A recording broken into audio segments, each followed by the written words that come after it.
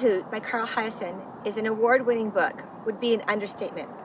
It's a Newbery Honor Book, the SEBA Book Award for Best Children's Book, an ABC Children's Bookseller Choice, an ALA Notable Book, a YALSA Best Book for Young Adults, a Children's Magazine 50 Best Children's Book Selection, a New York Public Library 100 Titles for Readers and Sharing Selections, a New York Public Library Book for the Teenager, a BookSense Book of the Year finalist, a Bank Street College of Education Best Book of the Year, a New York Times bestseller, and last but not least, a BookSense bestseller.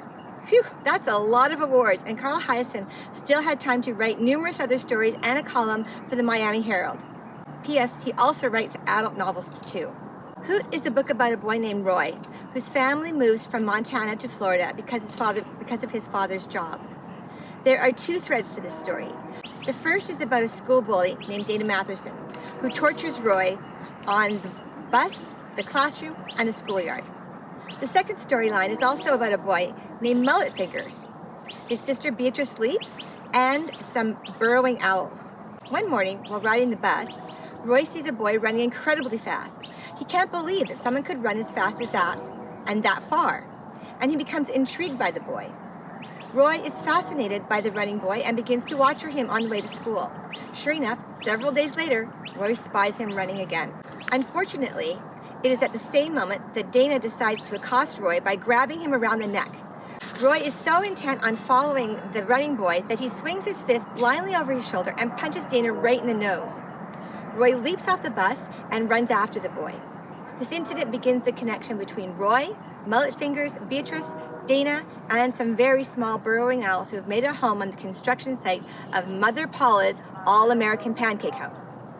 What happens next is a series of mishaps designed to prevent the completion of the restaurant and save the tiny owls and their homes. The SEL themes from this book are how to deal with a bully, unlikely friendships, responsibility, overcoming challenges, decision-making, handling difficult confrontations, and giving back to the community.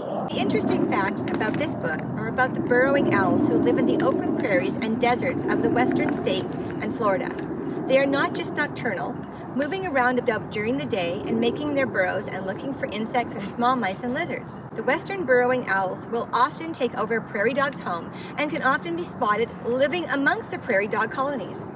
However, the Florida burrowing owl will regularly excavate their own homes. If you're traveling to Florida, the best place to see the burrowing owl is Cape Coral, where over 1,000 nesting pairs live.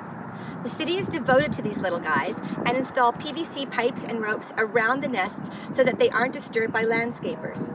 If you're in Arizona and want to see these little guys, you can visit the Rio Saldo Habitat Restoration Area. Here you go. Which runs along the Salt River. There are excellent hiking trails where you might catch a glimpse of one of the area's burrowing owls. If you're so inclined, you can volunteer with the Audubon, Arizona, and help the rescued owls by observing and mapping owl sightings. Thanks for joining us. As always, check out below the blog post and the SEL connections and the Emozi lesson links. Thanks and have a great day.